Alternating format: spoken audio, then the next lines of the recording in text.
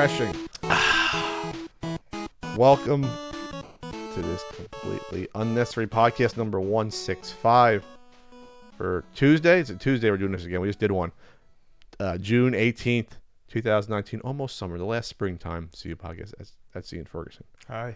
I'm Pat Contry. We'll be talking about the Mega SD from Terra Onion. Dr. Mario World gets a release date and a trailer / instruction manual. A new NWC found and sold. It was sold. I guess it was sold when it was found. Atari VCS article. That'll be lovely from our friend. Maybe a Tales from the Game Store. A Patreon poll topic. Q&A. Ian, have you been enjoying Cadence of Hyrule? I have. Yes. I picked that up. Like immediately when it came out, I really liked the original game, Crypt of the Necrodancer. That they did. That was released in 2015, and it's a roguelike rhythm game. It's a dungeon crawler, but you move through the spaces on the beat. So 1, 2, 3, 4, 1, 2, and it brings up it increases an attack multiplier. So the original game that they did, Crypt of the Necrodancer, was just that. It was a randomized dungeon crawler, and there was lots of different stuff you could get and find and do. Cadence of Hyrule is fairly remarkable in how it does more than that, but also the fact that Nintendo gave their property to an indie game company, a Canadian indie game company. Okay. I mean, they've never done that before. Well, they've licensed Zelda. Yes, not to an indie. I know, but not an indie game company. And the people they licensed it to were bigger. It was like Capcom or Philips at the time. Okay. That worked out. Philips worked. Yeah, that worked out great. So basically, they take the concept of Crypt of the Necrodancer and they put it in a top-down Zelda. You can play as either Link or Zelda. And you explore an overworld and dungeons like you would in a normal Zelda game. But when there's enemies on screen, the rhythm part takes over, and that's how you fight all the enemies. Okay. And then when it's not, you can just move around like you would in a typical mystery dungeon roguelike game. You can actually turn the rhythm mode off completely if you don't want to deal with the rhythm game aspect of it. Just play it. And you can just play it as a turn-based dungeon crawler. Basically, one of those dungeon crawlers where you move, they move, you move, they move, you move. One space at a time. Yeah, one space at a time. Because that's more or less how the game plays out when you're playing it with the rhythm mode on. It's every beat is a turn. You can choose to skip one if you want, but every beat is a move on the map. It's neat. There's all the traditional Zelda bosses are in it. The multi-headed dragon is there. Only this time it has like glockenspiel armor and stuff like that. So. Yeah, it's really neat, and it's hard. It's not like crazy long. It doesn't seem like. This review says 5 hours. But given the fact that a lot of that stuff is randomly shuffled up every time you start a new game, you can play it. It's roguelike. You can play it multiple times. Well, that's pretty cool. So when like a moblin throws a spear, is one space at a time? That goes yep. So you can. But that's pretty cool. Yeah, like there's enemies that will throw the spears, and they will you'll see the target on the ground, so you can get out of the way in time. Yeah, it's really cool. All the different enemies have different patterns and stuff to learn. The soundtrack by Danny Baranowski is it with an F? Baranowski is fantastic. It's really good. I normally don't I don't listen to video game music outside of video games, like stuff that was actually written for it, but this I would listen to. It's very, very good. So, yeah, that's what I've been doing, playing that. And the graphic style is like Link to the Past sort of graphic style, 16-bit-ish. It's 16-bit-ish. It's done in the Crypt of the Necrodancer style. And but for a Zelda comparison, Link to the Past would be closest, right? Any of the overhead ones, yeah. Okay. I'll check it out. Yeah, I'm sure Nintendo liked what they did before with their other game. What's the indie company's name? It's Brace Yourself Games. Brace Yourself Games. That's a funny one. And so obviously they probably were looking at builds and giving them guidance along the way. They're not just going to put out whatever. And so that's good. It's a change of pace. Eventually we're going to get that Zelda racing game. We haven't filled that genre out yet. Just we'll do that one. And what else is missing from the Zelda games? Zelda Fighter. Smash is not good enough. Just Zelda people. I want to fight as an Octorok. Why not? Zelda Tennis, a sequel to Mario Tennis. Zelda Tennis. There you go. Zelda Golf. Fill out the roster. I want to swing as a Tektite. I want to swing a club as a Tektite. So I don't usually look extremely rested for the podcast. In general, working on a Super Nintendo guidebook late nights, but I haven't shaved as you've noticed. I usually like to shave the morning of, or at least the night before the podcast. Recently, my hot water heater went Saturday night. We're recording on a Tuesday. Went to take a shower. Usually the symptoms of no hot water heater, or it's something's wrong. Not a lot of hot water coming out, or it's like lukewarm. Something's going on. So imagine that. Imagine that. So I go over to the hot water heater, and then I see there's a basin. First of all, I looked at the temperature thing to make sure it's not some ghost would have put it on low or off, because I'm an idiot who would have done that. And then I looked at the basin that it's sitting in, and there's water filled up to the top. So it leaked, and when it leaked, you're done. I don't know why a hot water heater leaks. I asked my father for some knowledge on that on Father's Day, and he gave me some BS father answer that, Dad, I'm not 7.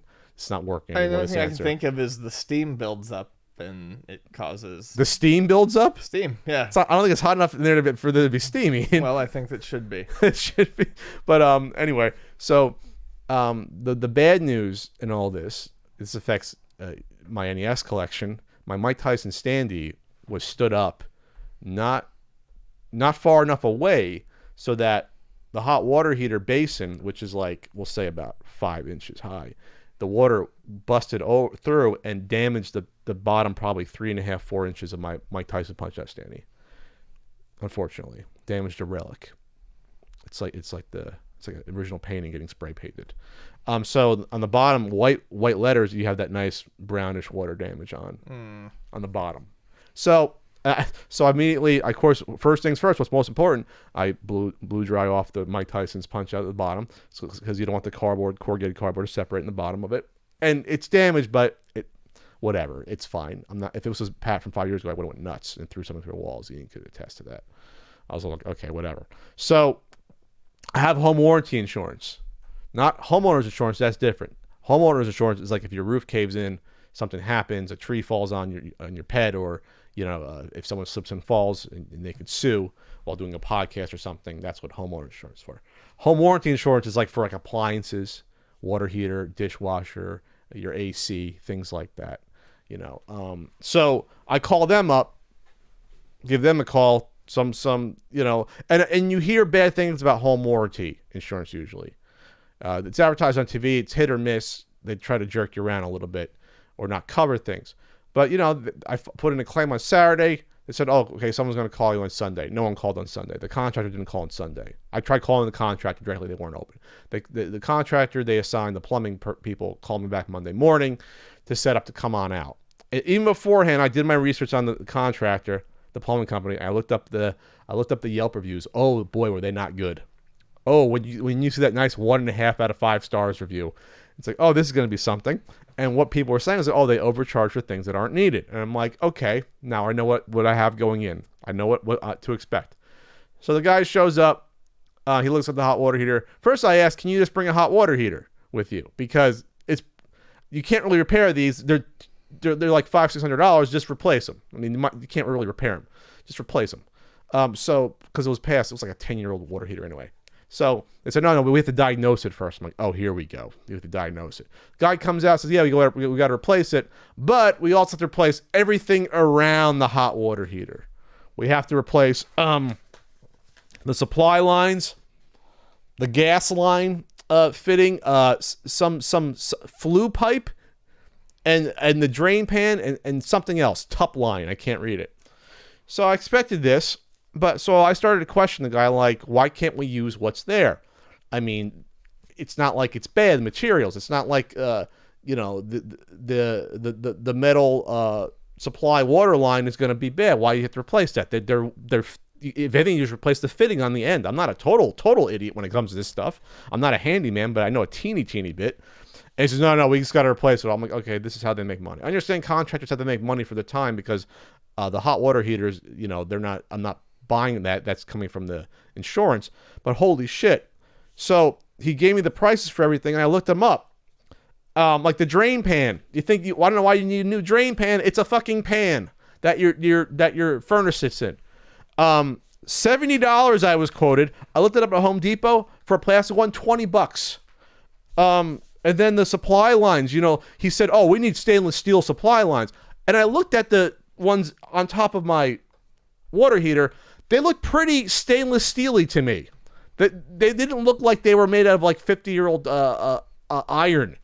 And so I was quoted $100. Those are about $30 to get those. Again, I understand labor's got to get paid for it some way, but I thought that'd be reimbursed through the home warranty and that I wouldn't be paying this bullshit stuff. So it's going to cost me about $500 to get my hot water heater replaced, which is about what a hot water heater costs. So they got a nice scam worked in where I can't tell them to go fuck themselves and buy my own hot water heater, because then I still have to pay the labor of the plumber to come and install it, which would probably be a couple $100. But then again, the plumber probably wouldn't give me the bullshit about you got to replace everything around it, but maybe you would. So they got this figured out, this nice racket, where I'm still saving money, but I'm still getting screwed in the butt at the same time with this home warranty. And again, this isn't the home warranty people, I don't think. This is just the contractor taking advantage of rubes like us and bending us over. So they are the scumbags contractors of the week, but I still need my hot water heater. But you know what, Ian? A bucket bath isn't terrible. Bucket bath, fill up a dollar store bucket, and you know what? I'm gonna get a little into water conservation right now. I'm gonna use half the bucket when I showered. You only use only need like two gallons of water, a gallon and a half of water to shower and for our hair, and we're wasting so much water in the shower. But yes, it is nice to feel that hot water in a first world nation come down on you and soothe your achy yoga muscles. But anyway, so so be very careful with your home warranty insurance.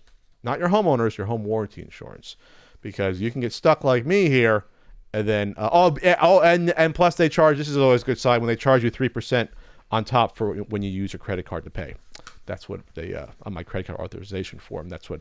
And I don't know why I got to fill out a credit card authorization form. I never had to do that before with anyone, because usually that's in person.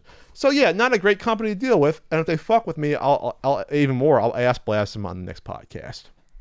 So all right, if do you have any experience with home warranty? No, I do not. Okay. All right, I'm gonna be at Too Many Games this weekend. I'm leaving tomorrow night. I don't know how it's already upon me.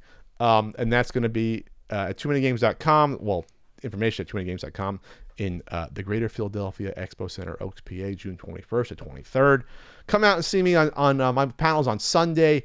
I'll be talking about upcoming book. I'll be talking about Not For Resale documentary. I'll be showing a clip from it. Kevin, the director, edited down our 41-minute conversation. It was me, Kelsey from Pink Gorilla, and Frank Cifaldi. We had a 41-minute basically conversation, free-flowing, and so that's going to be, I think, like a Blu-ray extra, but I'm going to probably show like a 10-minute version of that conversation. We talk about game preservation and physical media, where the future of game collecting is going and all that, and I'll be showing that off. And you can just say hi and maybe do the Play the Punk challenge there.